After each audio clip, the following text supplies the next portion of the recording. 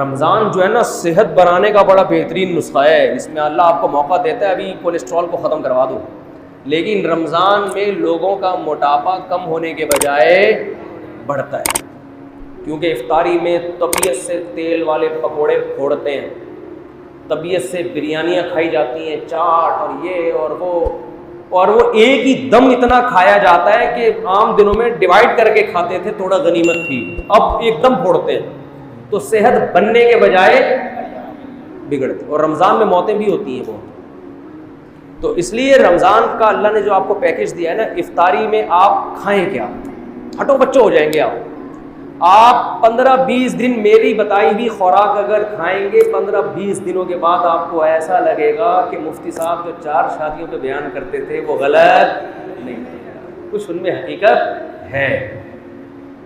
وہ باتیں آپ کو جو بھی بری لگتی ہیں نا, وہ اچھی لگنا بولو شروع, جوان ہو جائیں گے آپ. ایک کام آپ نے یہ کرنا ہے کہ آئل کو سحری افطاری سے نکالنا ہے, کوکنگ آئل. کیا کرنا ہے, بولتے کیوں نہیں, آئل کو نکالنا. زیتون کا تیل 1-2 چمچ استعمال کر لیں آپ, سمجھتے ہو, دیسی گھی بھی نہیں, گھی بھی چھوڑ دیں فی الحال تھوڑے دنوں. دیسی گھی ویسے اچھی چیز ہے لیکن چھوڑ دیں فی الحال. دنیا چھوڑنے سے پہلے بہتر ہے کہ آپ ہر قسم کا گھی, وہ زیتون کا تیل 2-3 چمچے پی لیا کریں 24 گھنٹے میں. دوسرا کام آپ نے یہ کرنا ہے کہ روٹی چاول کو کم کریں, گندم کو بھی, اور بولو نہ سحری میں گندم بہت زیادہ پھوڑنی ہے اور نہ افطاری میں, نہ رات کو کسی گندم بھی اور چاول بھی. سمجھتے ہو کہ نہیں سمجھتے ہو؟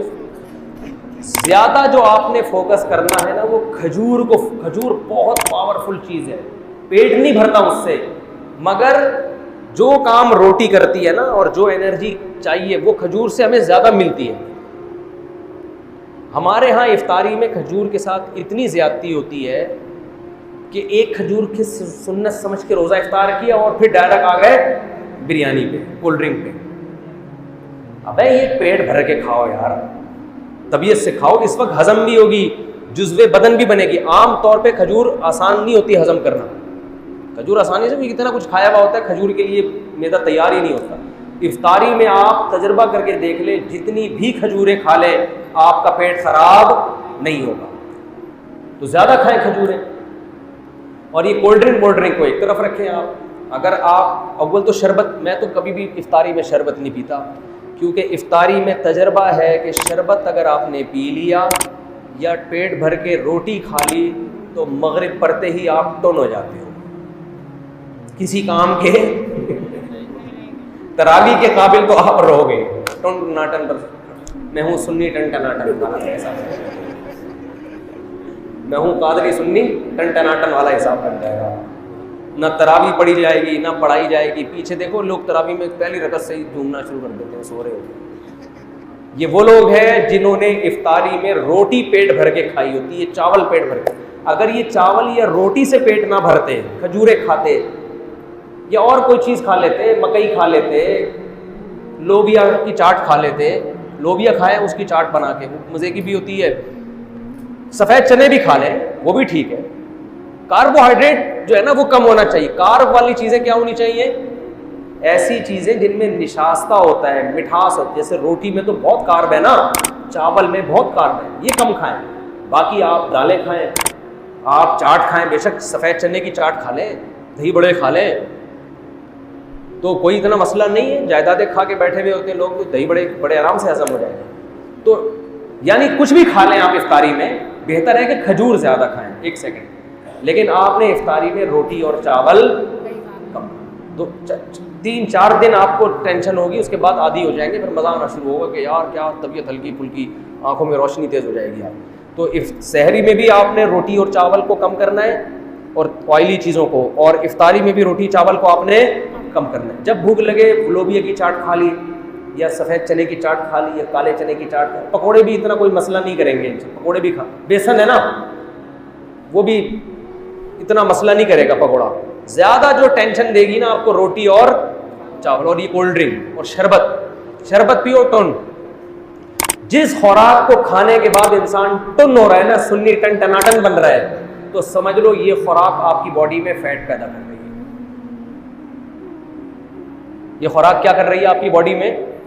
ये उसूल याद रखो। शरबत पीते ही टुन होती है, तबीयत की नहीं होती तो तजर्बा करके देख ले। इसका मतलब ये क्या पैदा कर रही है? फैट। ये बॉडी को मोटा कर रही है। रोटी खाते ही तबीयत क्या हो जाती है? एकदम आदमी को गुनूदगी। ये क्या कर रही है? फी नफसी ज़रूरी है रोटी, लेकिन आपको मैं रमज़ान का पैकेज दे रहा हूँ, ठीक है ना। और चावल को भी आधी रोटी खा लें बस, बहुत है। बाकी दूसरी चीज़, फल फ्रूट को फोकस। गोश्त खाएं तबीयत से। अल्लाह ने अगर पैसा दिया, गोश्त खाएं, मछली खाएं, गोश्त खाएं, ये चीज़ें खाएंगे, फ़ायदा होगा, नुकसान नहीं होगा। लेकिन रोटी चावल अगर आपने उसी स्पीड से फोड़ना शुरू किए जिस स्पीड से आप खा रहे हैं, तो रमज़ान आपको कोलेस्ट्रॉल का तोहफ़ा देकर जाएगा, फैट चढ़ा के जाएगा, आँखों की बीनाई ख़राब हो जाएगी आपकी, शुगर की बीमारी पैदा होगी, हार्ट अटैक के ख़तरे। बहुत से लोग इफ्तारी करते ही लेटे तो उठे, पुलिस भी आके उठाया, पुलिस से भी ऐसे कई केसेस मेरे सामने आए हैं कि सहरी खा के सोए थे और पुलिस भी उनको नहीं उठा, क्योंकि सहरी में जिस किस्म की चीज़ें खाई हैं उनके बाद अगर बंदा उठ जाए तो ये हैरानगी की बात है कि आप उठे कैसे।